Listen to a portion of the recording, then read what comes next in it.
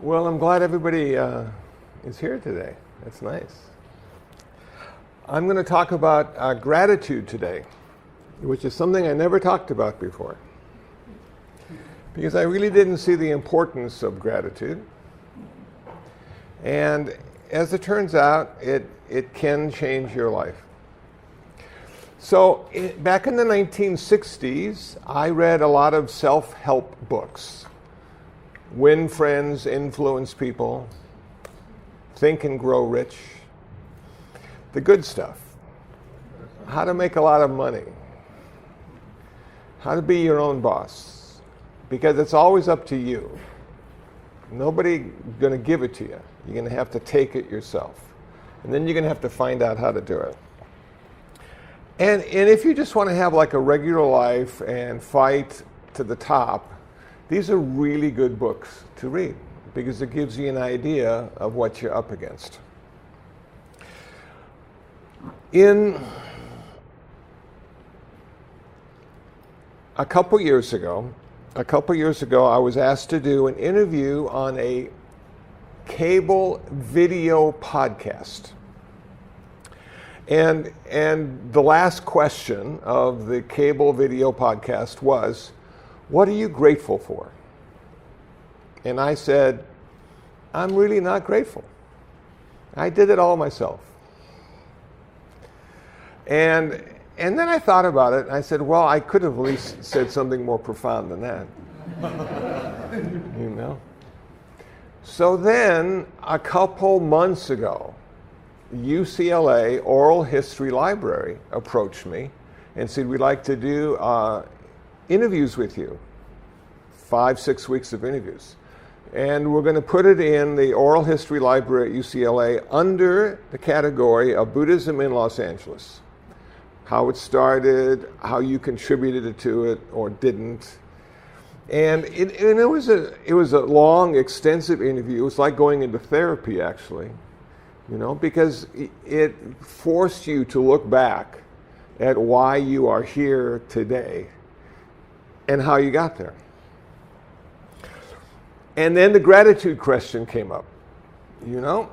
But this time I said, yeah, you know, there are a couple people that I am grateful for. I'm happy they were in my life. I'm happy they participated with me in the making of me. Okay, so gratitude. Gratitude is the recognition of the interconnectedness and interdependence of all phenomena. Gratitude is the relative honoring the ultimate. Gratitude is coming to understand that you are never in this alone. And there are going to be people along the way that will help you, whether you recognize their help or even if they recognized their help. It's the journey. So, the Buddhist guy. Who's the Buddhist guy going to be thankful for? What kind of gratitude will he extend, and to whom? Well, the first guy that I was grateful for, in thinking back, was Huston Smith, because Huston Smith wrote a book. Now, he didn't know I was going to read his book, and I had a chance to meet him at UCLA, and he was just this little old man that sparkled, radiated. I went up to him and I said, you're the reason I'm a Buddhist. Now, he's not a Buddhist. He's like a Unitarian or Methodist or something. And he just had the biggest smile when I said that. He just had the biggest smile. He didn't say anything in response. He just smiled. But I had to say it. I was sort of forced into saying it because that book changed the course of my life. Okay.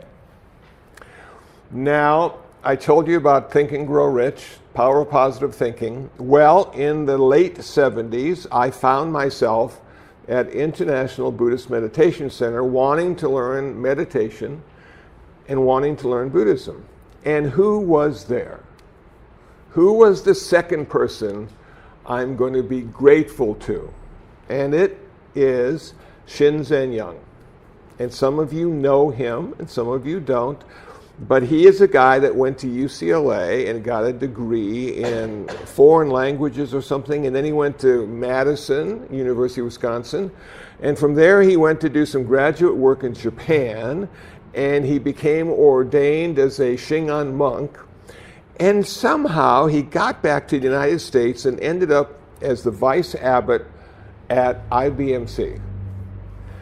So I'm this sort of like green meditator who goes in and tries to meditate, and then there is this guy, Shinzen, who gives a Dharma talk after the meditation. And it was just the opposite of Think and Grow Rich. It was just like, don't think and be happy you're poor.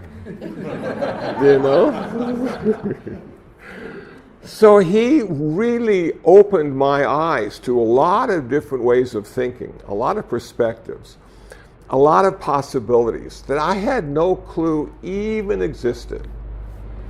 But there is always that idealism that I put on people and expect them to live up to my expectations in the same way I expect myself to live up to my expectations. And Shinzen decided not to be a monk anymore. He had found somebody named Shelley that he really loved. And I was so disappointed. How could a monk fall in love, I said to myself. Was he going to take off his robes and just wear regular clothes? Were they going to go on dates like normal people? And they ended up getting married. And I was given an invitation. I didn't go. I was so disappointed. Because I thought being a monk was sort of like the ultimate thing to be. I thought once you got there, you didn't want to be anything else. Then they went and formed Community Meditation Center, which is down the street from IBMC. It was on Eldon Avenue. And he and Shelley were there, and they had residents living in this wonderful two-story house, and they would have like Dharma talks, and they would have retreats. And then something significant happened again.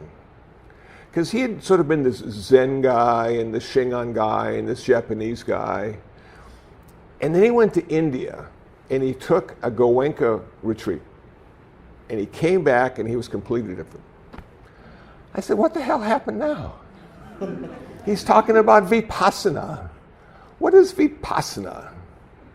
Mindfulness. He never talked about mindfulness. And now that's all he talks about is mindfulness. I'm going, man, it is so hard to hang in with this guy because he's going through all these changes. And I just want to learn what Buddhism is.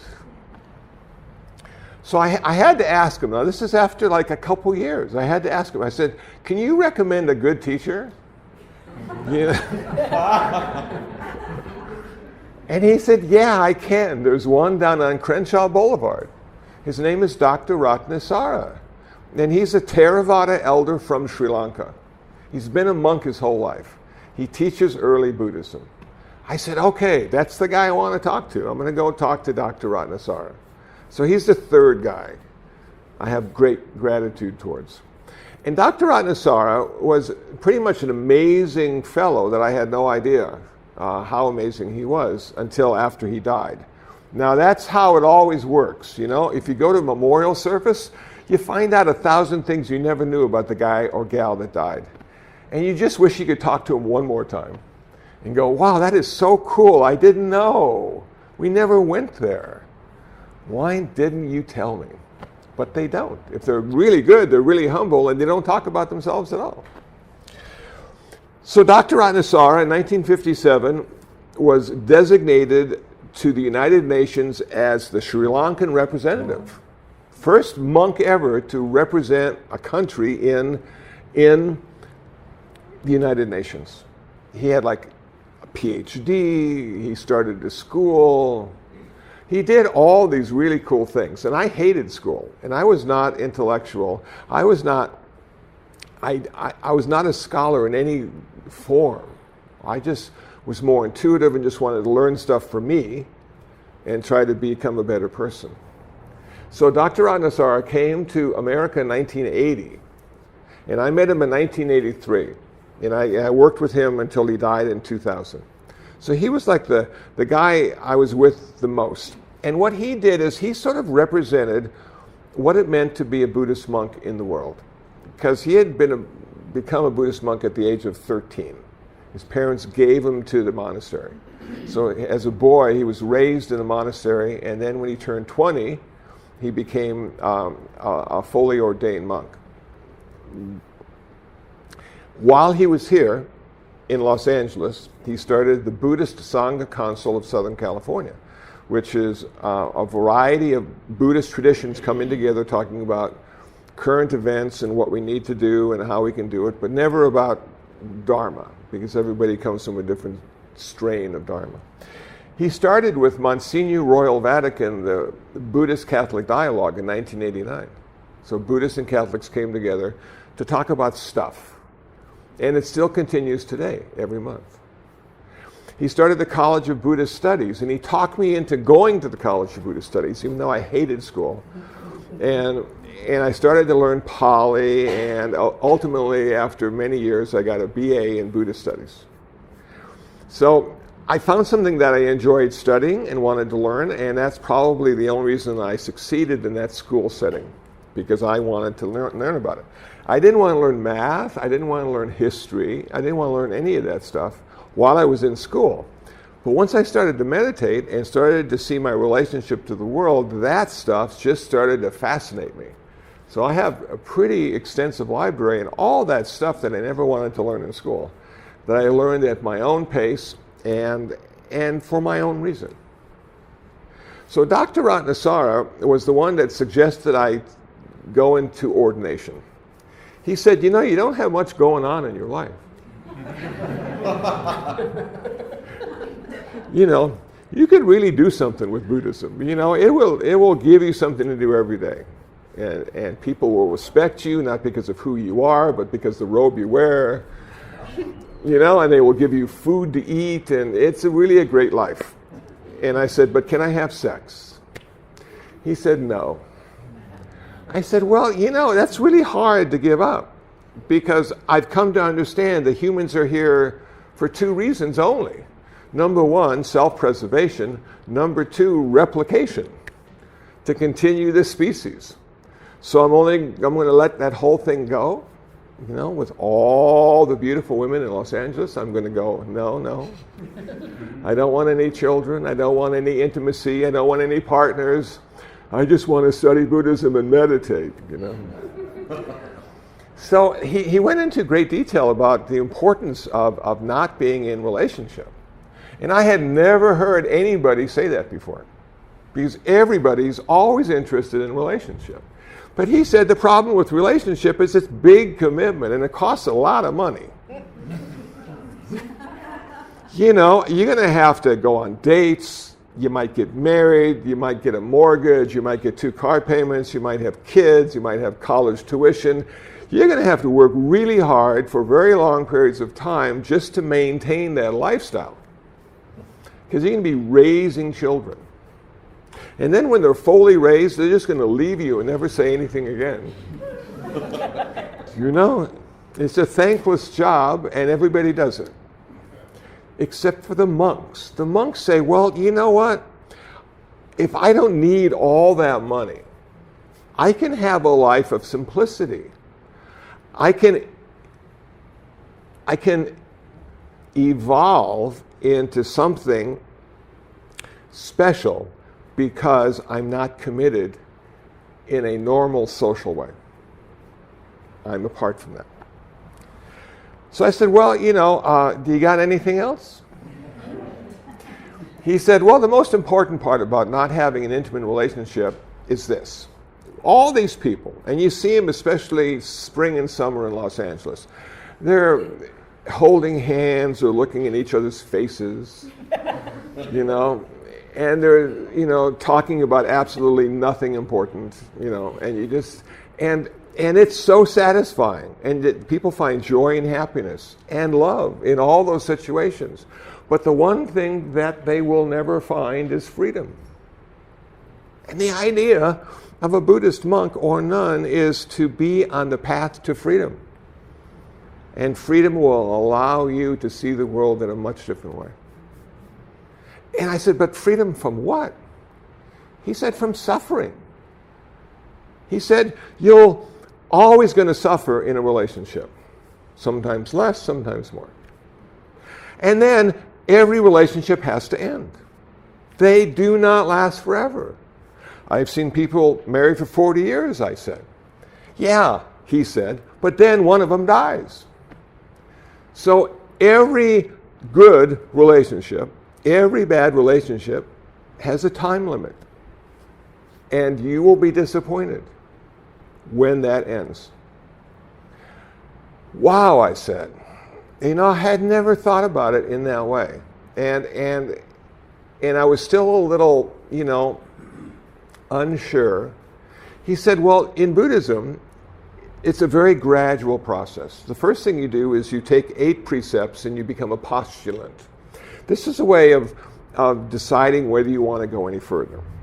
So in 2000, it was 1993. In 1993, I moved into IBMC and I became a postulant. I became a person who was going to practice with the idea of becoming ordained. Now, IBMC is a meditation center, and most people do not live in a meditation center. And it takes a certain kind of person to live in a meditation center. And when I moved into IBMC in 1993, most of the people living there seemed crazy, unstable. And I thought to myself, why am I living with all these crazy people? And then I realized, after a few months, that a lot of crazy people live in meditation centers because it's a healing center. It's a refuge. It's a place that you can relax and feel safe and work on yourself and become uncrazy. Whatever that is, become normal. So I became one of the crazy people with them, and we sort of, gelled. It was sort of like you were all in this together. How can I help you? How can you help me? A year went by and I decided to become a novice monk. 10 precepts, 2 years, a 2-year commitment. And Dr. Ratnasara said, you've got 2 more years now to decide whether you want to go forward. At any time you feel it's not right for you, you can drop out. There's no stigma attached to that. The Buddhist way is you are a monk today. That's it. How long are you going to be a monk? I'm going to be a monk today. And then 20 years later, how long are you going to be a monk? I'm going to be a monk today. So I became a monk today for 2 years. Then they asked, well, do you want to go forward? Do you want to commit yourself to this? I said, yeah, okay. I've been doing it long enough where I've seen the advantages of it. I got a lot of extra time. And when you don't have a lot of money and you have a lot of extra time, you sort of work on yourself. Instead of going to places that are exciting and traveling and being around large groups of people, because that usually requires a commitment of money and time. I didn't have the money, but I had the time. So I read a lot. I did a lot of things. And then after 5 years as a monk, then I got the red robe. We have a ceremony at IBMC. The first 5 years of your full ordination is an apprenticeship. And at the end of that apprenticeship, you are now evaluated again by your teachers, and they give the red robe to you if they feel you are worthy. And the red robe allows you to have students or to start your own meditation center or just to stay there and be one of the guys or gals. So Dr. Ratnasara influenced me in so many ways and encouraged me to grow as a human being and encouraged me to find a lifestyle that was a benefit to myself and to others. Now, there was this guy named Jeff Gold. You probably never heard of Jeff Gold. Jeff Gold was a music guy. He was one of the first employees of Rhino Records. if you know where that is, or used to be. And then from there he went into AMI Records, and then he went into Warner Brothers Records and became a big guy, and then he retired at a young age. And he lived his passion then. His passion was collecting vinyl records. He collected them and resold them. And he just loved to do that. I met him in 1998, lived in Venice, through a friend named Susan. You got to meet this guy, he's really cool. He collects records. I said, okay. So we were talking, and Jeff Gold said to me in 1998, he says, you know, Kusala, you need a computer, man. I said, well, you know, I thought about that, Jeff, but they're really expensive. And I just don't have that kind of money. Okay. Jeff said to me, I will buy you one, but you got to pay me back. I'm not going to charge you interest, and I'm not going to tell you how much time you have, but you got to pay me back. I said, okay, sounds good. So I got a Bondi Blue iMac. Man, that was so cool. And there were little people inside the computer that talked to me. You know, said, welcome to the Apple world. Whoa. And what that allowed me to do was learn something new, but have an outreach through the entire world. So the first thing I did was create a web page with my name and my address. Took me a few weeks to figure it out. Then somebody gave me a used copy of Dreamweaver 2, which was a website maker. And so I got some books and I got my Dreamweaver 2. And because I didn't have much money, I wasn't going anyplace. So I spent hours and hours in front of that little iMac learning all this stuff.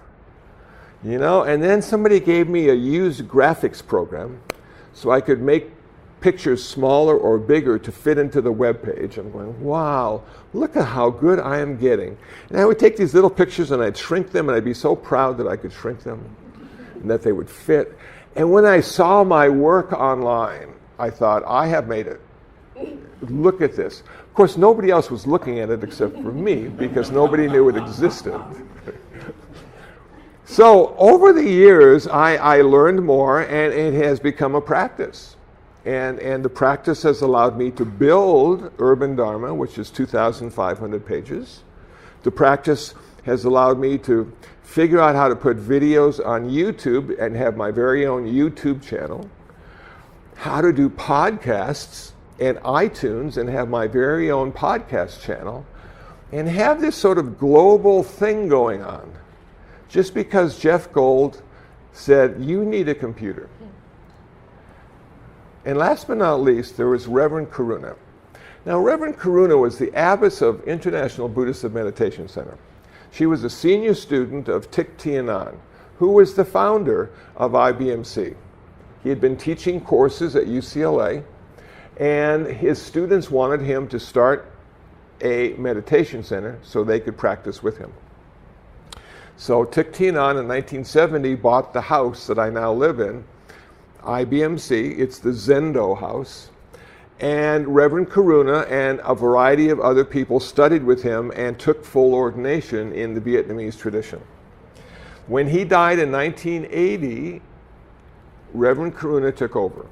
And she ran it just up until a couple of years ago. Now in 1994, Reverend Karuna had a stroke. But she came from hardy stock, and it slowed her down, but it didn't stop her. But it did make her think a little weird sometimes and say some stuff that either she was enlightened or the stroke affected her. It was hard to tell which. And I really never appreciated her as much as I should. Because she, you know, I had listened to Shinzen, and I had gone to Dr. Ratnasara, and she was teaching as well. But I never really appreciated what she had to teach, because she was teaching in a different way, in a way that didn't really call to me or speak to me. And so I didn't look at her as being that important in my life. I looked at her as simply being my boss, Because in 1994, when I took my novice ordination, she said, "We want you to work for us." I said, "You really want me to quit my job?" "Yes, we want you to quit your job and we want you to work for us as a novice monk, and we'll put you in charge of the residential program because we need to have people living here. And it'll be your job to go out and find good people who can afford to live here and pay their rent on time. And then if the room needs a little paint, you'll be the guy that paints it. And if the sink needs a new washer, you'll be the guy that puts the new washer in. And for that, because of that, we are going to give you a room to live in. And we're going to give you a few dollars each month, and we're going to give you health insurance." Whoa. If I had known then what I know now about health insurance, that would have been, how lucky am I? But I just took it as part of the job. These were the benefits of working. And so she was sort of like always my boss and always had the last say in things that happened at IBMC. And of course, as will happen to all of us, then she died. And so I'm talking to the UCLA, and they say, "Well, are you grateful to Reverend Karuna?" And I paused and I said, "Absolutely. She's the one that gave me a place to grow." See, when you become a monk, everybody says, "Oh, that'd be so cool to become a monk," but then you got to find a place to live. You know, and it's really expensive to keep a person. You got to get them food and clothing and a room to live in, and if they get sick, you got to make them sure they don't die, and you got all these things. And so most monasteries only have room for 2 or 3 monks, some more if it's a huge monastery, because it's an expensive proposition to keep somebody alive. And Reverend Karuna never went in that direction, saying, you should be grateful that you're here because it's really expensive to keep you here. And I thought in my own mind, well, I'm working for you. I'm changing those washers. I'm finding people to live here. Most of them, you know, not so good, but they paid it. But they paid their rent occasionally. And then it just dawned on me, you know, without her, I could have never made it to where I am today. Because she gave me this place to fail. She gave me this place to succeed. She gave me a small enough pond to be a big fish. And I'm thinking, how can you ever repay somebody for that? You know, and I don't think she looked at it that way, and I can tell you for sure I didn't look at it that way. But without having a place to work on myself, I wouldn't be here today. And without having Jeff buying me that computer, I wouldn't have an online presence. And without having Dr. Ratnasara teaching me how to be a monk, not so much through what he said, but what he did. And Shinzen planting seeds that you can experience life in a magical way. It's not predetermined by our culture or our families. We have the option. We have the choice. We can change. We can cultivate. And then little Houston Smith sat down and wrote a book, and little Kusala read it. And that started the ball rolling. So the recognition that we are all in this together, the recognition that because all things are interconnected and interdependent, you can never take full credit for anything. Because there's a multitude of people behind you and a multitude of situations through synchronicity or coincidence that lead you in a particular direction. And to be able to be in your 60s and look back at your life and go, wow, how lucky was I? Because I had the right people at the right time in my life. So it is with much gratitude that I look at my life now. And the main stimulus for that was this interview with UCLA.